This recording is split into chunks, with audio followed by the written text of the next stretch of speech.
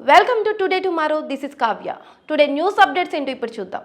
AP ఎన్నికల రాజకీయం ఆసక్తికరంగా మారుతోంది. టీడీపీ, వైసీపీ ప్రతివ్యూహాలతో ఎన్నికల బరిలోకి దిగుతున్నాయి.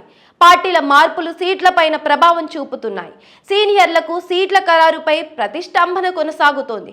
కొత్త సమీకరణాలకు కారణమవుతున్నాయి. ఉమ్మడి కృష్ణా జిల్లా పెనమలూరు సెగ్మెంట్లో రాజకీయ 3 నియోజకవర్గాలపైన ప్రభావం చూపుతోంది. 2 పార్టీల్లోనూ ఉత్కంఠ పెంచుతోంది.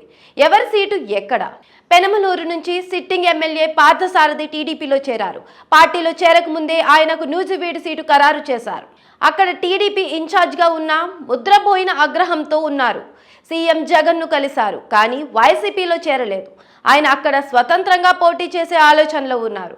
పెనమలూరులో టీడీపీ ఇన్ఛార్జ్గా ఉన్న బోడే ప్రసాద్ సీటు దక్కుతుందా లేదా అనే టెన్షన్ మొదలైంది. మైలవరంలో సిట్టింగ్ ఎమ్మెల్యే వసంతకృష్ణ ప్రసాద్ టీడీపీలో చేరారు.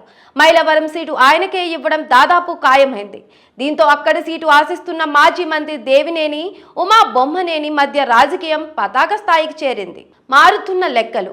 వసంతకృష్ణ ప్రసాద్ టీడీపీలో చేరడంతో ఈ ఇద్దరు ఒక్కటయ్యారు. పార్టీ కార్యక్రమాల నిర్వహణపైన నిర్ణయాలు తీసుకుంటున్నారు. కానీ సడన్ గా బొమ్మసాని మాజీ మంత్రి దేవినేని ఉమా పైన ఫైర్ అయ్యారు. ఉమా కారణంగానే జిల్లాలో పార్టీలో ఈ పరిస్థితులు ఉన్నాయని మండిపడ్డారు. అటు వసంతకృష్ణ ప్రసాద్ తాను ఎవరికీ వ్యతిరేకం కాదని, అందరినీ కలుపుకొని వెళ్తానని చెబుతున్నారు. అయితే మైలవరం సీటు వసంతకృష్ణ ప్రసాద్ కు కేటాయిస్తే ఉమాను పెనమలూరు పంపిస్తారనే టాక్ పార్టీలో వినిపిస్తోంది. ఈ మేరకు ఇప్పటికే సర్వే సైతం చేసినట్లు చెబుతున్నారు. ఇటు పెనమలూరు సీటు పైన ఆశలు పెట్టుకున్న బోడే ప్రసాద్ జరుగుతున్న పరిణామాలను గమనిస్తున్నారు. కొత్త సమీకరణాలు. తనకు కాకుండా మరెవరికి సీటు కేటాయించినా బోడే ప్రసాద్ తీసుకునే నిర్ణయం కీలకం కానుంది. ఇటు పెనమలూరు నుంచి వైసీపీ అభ్యర్థిగా మాజీ మంత్రి జోగి రమేష్ నిలుస్తున్నారు. టీడీపీలో సీటు రాకపోతే బోడే ప్రసాద్ తనకు సహకరించాలని కోరుతున్నారు. ఈ 3 నియోజకవర్గాల్లో ప్రస్తుతం చోటు చేసుకుంటున్న పరిణామాలను తమకు అనుకూలంగా మలుచుకునేందుకు వైసీపీ ప్రయత్నిస్తోంది. ఈ సమయంలోనే చంద్రబాబు అలర్ట్ అయ్యారు. సీట్ల ప్రకటనకు ముందే 3 నియోజకవర్గాల నేతలతో చర్చలు చేయాలని నిర్ణయించారు.